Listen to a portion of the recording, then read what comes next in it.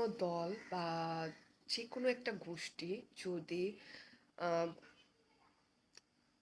অনেক বেশি সহিংস বা অনেক বেশি ভায়োলেন্স করে, আমরা তাদেরকে আসলে সে যেটা মতদর্শের হোক, সে সনাতনী হন, বুদ্ধিস্টের হন বা ইসলাম ধর্মের পরিপন্থী হন বা মানুষকে আপনারা মারতে যাচ্ছেন, আমার কাছে মনে হয় সেই হচ্ছে একটা সন্ত্রাসী সংগঠন। তো যেখানে একজন আইনজীবীকে দিনে দুপুরে আমরা সবাই ভিডিওটা দেখেছি, মানে একেবারে শেষ করে ফেলেছে, তাও কিভাবে সেটা সবাই দেখেছেন সোশ্যাল মিডিয়ার, স্পেশালি যে ইউটিউবের, মানে এই ধরনের শব্দ আসলে উচ্চারণ করা যায় না তাই করতে পারছি না। তো মোটামুটি দেখেছেন যে সবাই যে কতটা নৃশংস এবং কতটা তারা নিষ্ঠুর। তো জঙ্গি বলতে ইসলাম যারা করবে তারাই যে জঙ্গি তা না। এটা আপনি যদি রাজনীতি সম্পর্কে বুঝেন, আপনি যদি বিশ্ব পলিটিক্স বুঝেন বা আপনার মাথায় যদি ন্যূনতম ঘিলু থাকে, আপনি একটু ঘাটেন, ঘেঁটে দেখেন যে আসলে নিজের দেশকে স্বাধীন করার জন্য যদি কেউ ফাইট করে, সে কখনো জঙ্গি হয় না। ঠিক আছে? এরকম অনেক দেশ হয়েছে নিজের দেশকে বাঁচানোর জন্য, নিজের মানুষকে বাঁচানোর জন্য বা নিজের আত্মরক্ষার জন্য ফাইট করছে এবং তাদেরকে জঙ্গি নামে আখ্যা দেওয়া হয়েছে পশ্চিমাদের মাধ্যমে। কিন্তু আসলে কিন্তু তারা জঙ্গি না। যেই সন্ত্রাসী বা যেটার কথা বলছেন, এটা অনেকাংশে পশ্চিমা অনেক দেশ আছে, বলতে চাই না।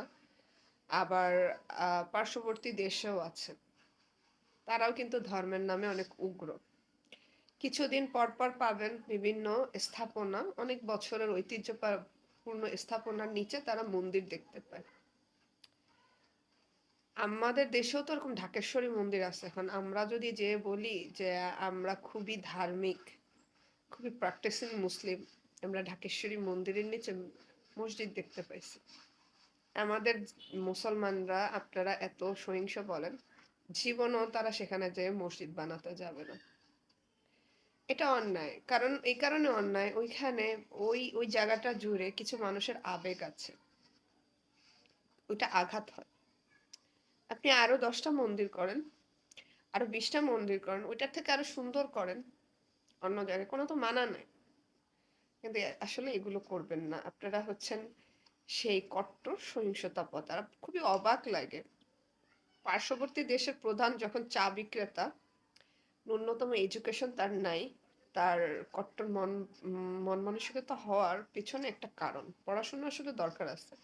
এই 2000 মানে 21st সেঞ্চুরিতে এসে যদি আমরা ধর্মের জন্য যুদ্ধ করি, যদি আমরা বলি ওইটার নিচে মসজিদ, ওইটার নিচে এইটা, তাহলে আসলে হয় না। আর যে ইসকন কাণ্ড বলবো, যার জন্য পার্শ্ববর্তী দেশেরা তো পুড়ে যায়, আফসোস লীগেরা তো পুড়ে যায়, সে একজন বহিষ্কৃত নেতা।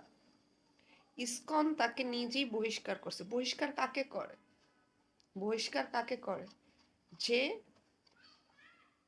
অনেক বেশি অন্যায় করে এবং অপরাধী, তাদের সংগঠনের কাছেই সে একজন বহিষ্কৃত, মানে সে একজন উচ্ছিষ্ট, সে একজন নিকৃষ্ট, তাকে ধরে ছুঁড়ে ফেলে দিয়েছে ওই সংগঠনটা। তার জন্য আপনারা একজন আইনজীবী, সরকারি পক্ষের আইনজীবীকে শেষ করে দিলেন। আপনারা কতটা উগ্র চিন্তা করেন। আপনারা যে যাদেরকে বলেন জঙ্গি, আমাদের দেশে যদি আসলে জঙ্গি থাকতো, আপনারা দেশে ঘুমাইতে পারতেন না এতদিনে। অনেক আগেই আপনাদেরকে শেষ করে ফেলা হতো। কারণ দেখেন, আমাদের দেশে আসলে জঙ্গি নাই। এগুলো হচ্ছে বিগত সরকারের কিছু বানোয়াট নাটক। এটা একটা ট্রাম্প কার্ড, রাজনীতির একটা ট্রাম্প কার্ড। প্রত্যেকের একটা ট্রাম্প কার্ড হয়। যেমন পার্শ্ববর্তী দেশের প্রধানমন্ত্রীর ট্রাম্প কার্ড হচ্ছে হিন্দুবাদী, হিন্দুবাদী, হিন্দুদের বাঁচাও। আর আমাদের বিগত সরকারের ট্রাম্প কার্ড ছিল দেশে জঙ্গি ভরা আর মৌলবাদী ভরা। দুইজনের ট্রাম্প কার্ড সেম। তো বুঝতে পারি পার্শ্ববর্তী নেতার উদ্দেশ্য না হয় উনি হিন্দু ধর্মাবলম্বী এবং কট্টর হিন্দু ধর্মাবলম্বী, উনি যথেষ্ট এডুকেটেড না, তাই উনি মুসলিম ধর্মকে পছন্দ করে না, বিদ্বেষী। কিন্তু আমাদের যে কথিত বিগত প্রধানমন্ত্রী, উনি তো বলতো উনি খুব এডুকেটেড এবং উনি খুব এডুকেটেড ফ্যামিলি থেকে বিলং করে, এটা ওনার বাবার দেশ। তো উনি তো অনেক আগে ইসলামে ওনার ফ্যামিলি কনভার্টেড হয়েছে। তাহলে ওনার এত ইসলাম বিদ্বেষ কেন? মুখে ইসলাম আর মনে কি অন্য কিছু, সেটা আসলে প্রশ্নবিদ্ধ। আর সেকেন্ড হচ্ছে, যে বা যারা এই আফসোস লীগের পক্ষ হয়ে আপনারা দেখতে পাচ্ছেন এই আফসোস লীগ একটা নিষিদ্ধ সংগঠন, মানে ইসকনের যে একজন নিষিদ্ধ একজন বহিষ্কৃত নেতার পক্ষ হয়ে কথা বলেন। আফসোস লীগের কে ভোট দেওয়ার আর আফসোস লীগকে করার আগে নিজের ধর্মকে আগে জান। আগে আপনার ধর্ম, ইসলাম ধর্ম, যেই ধর্ম থেকে আপনার নাম রাখা হয়েছে, যেই ধর্মে মারা গেলে আপনার জানাজা হবে, যেখানে আপনার বাবা মা আপনার বংশ পরস্পরা এখন পর্যন্ত যে ধর্মটার অনুসারী, যে ধর্মে আপনি জন্মগ্রহণ করেছেন, খুব ভেবে চিনতে ওই ধর্মের পক্ষ নিন। এমন না হয় যে একটা দল করতে যে আপনি আপনার ধর্মচ্যুত হয়ে গেলেন। কারণ এরা আমার মনে হয় খুবই মাইন্ডলি ভাবে ইসলাম থেকে মানুষদেরকে আউট করে দেয়। এবং কেন আপনারা আপনার নিজের মুসলিম মুসলিম ভাই, আপনার ভাইয়ের প্রতি আপনার এত বিদ্বেষ, আর যারা সরকারি আইনজীবী মেরে ফেললো এবং ইভেন বহিষ্কৃত, কথাটা বারবার মনে রাখেন, বহিষ্কৃত, যে সংগঠনটা নিয়ে আপনারা নাচানাচি করেন সেই সংগঠনের লোকেরা তাকে খেদায়া দিস, ধরতে গেলে তারায়া দিস, বহিষ্কৃত। তার অনেক অপকর্ম আছে, ইউটিউবে যেয়ে দেখেন। কোনো মানুষকে তো এমনি এমনি বহিষ্কৃত করে না কোনো দল থেকে। তার জন্য যে আপনারা নাচতেছেন সেটা একটু দেখেন। একজন বহিষ্কৃত নেতার জন্য কোনো সুস্থ মানুষ নাচতে পারে না। আর এখানে সাধারণ সনাতনী ভাই বোনদের অ্যাড করতেছেন কেন? তাদের মাথায় ঘিলু নাই? একজন বহিষ্কৃত নেতার জন্য কেন তারা ফাইট করতে যাবে?